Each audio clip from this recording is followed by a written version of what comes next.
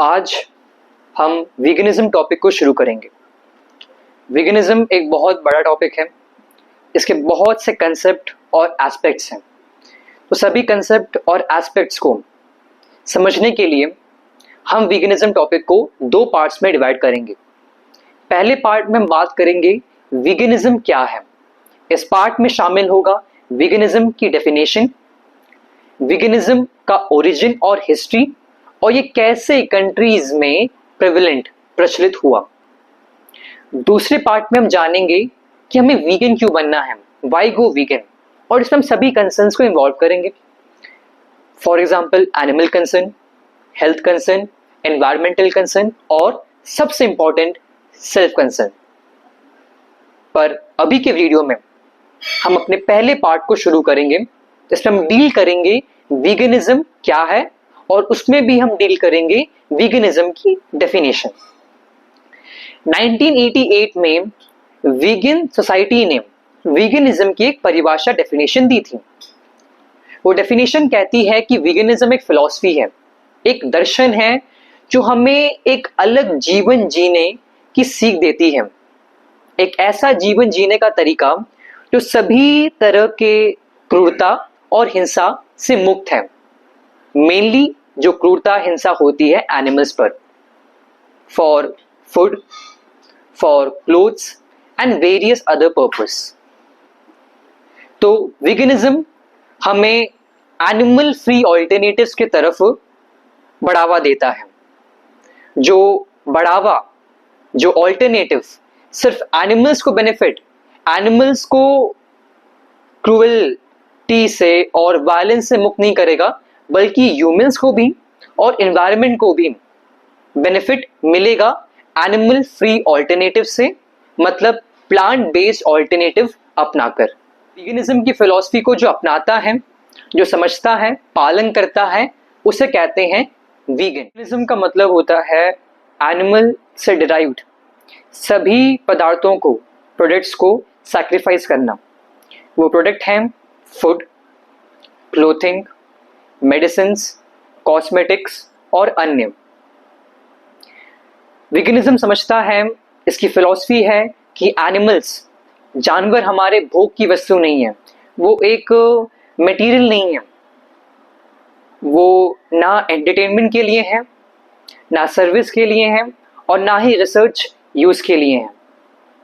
तो ये है वीगन सोसाइटी द्वारा वीगनिज्म की डेफिनेशन।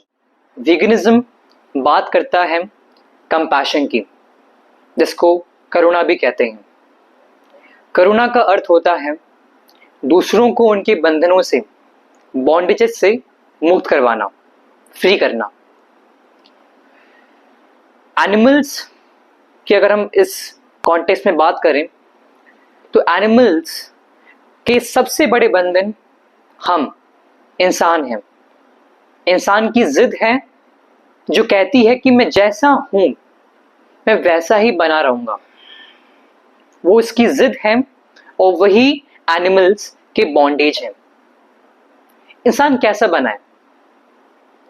इंसान भीतर से अशांत है, अस्थिर है और बेचैन है, और इसी तीनों चीजों को पाने के लिए, इसकी पूर्ति के लिए वो निकल पड़ता है प्रकृति में, बाहर, विषयों, मटेरियल्स के तरफ।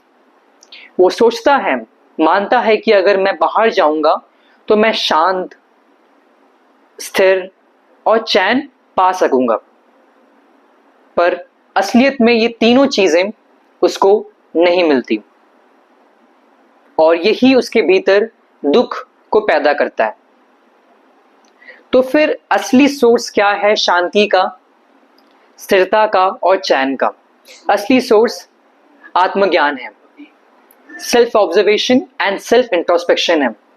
आत्मज्ञान का मतलब होता है जब आपकी जीवन चल रहा है, उसको जागरूकता के साथ, ईमानदारी के साथ, होश के साथ देखना कि मैं जो कुछ भी कर रहा हूं, जो कुछ भी मान रहा हूं, जो कुछ भी सोच रहा हूं, वो मैं क्यों कर रहा हूं। ये क्वेश्चनिंग ही आत्मज्ञान होता है। और जब क्वेश्चन करोगे करोगे करोगे, तब आप जानोगे कि आपके जीवन में दुख और बंधनों के अलावा कुछ है नहीं। और फिर आप एक अलग बिहेवियर से अवगत होंगे, आपको एक अपना अलग ही चेहरा मिलेगा। वो चेहरा होगा आनंद और मुक्ति। आनंद का मतलब होता है जॉय, एक स्टेबल और परमानेंट हैप्पीनेस। इस हैप्पीनेस के साथ दुख नहीं आता, हैप्पीनेस हैप्पीनेस ही रहती है। और मुक्ति, मुक्ति का मतलब होता है freedom, freedom from self bondages. और जैसे ही आपके जो बंधन हैं ये मिटते जाते हैं, वैसे आपके भीतर शांति, स्थिरता और चैन आता है। और यही तीन चीजें आपको दूसरों के सफरिंग एजेंट नहीं बनाते, मेनली एनिमल्स के, एनवायरनमेंट के। तो जैसे ही आपके बंधन मिटेंगे वैसे ही एनिमल्स के बंधन भी मिटेंगे, और उसी का नाम कंपैशन है, करुणा है, और वही वीगनिज्म है।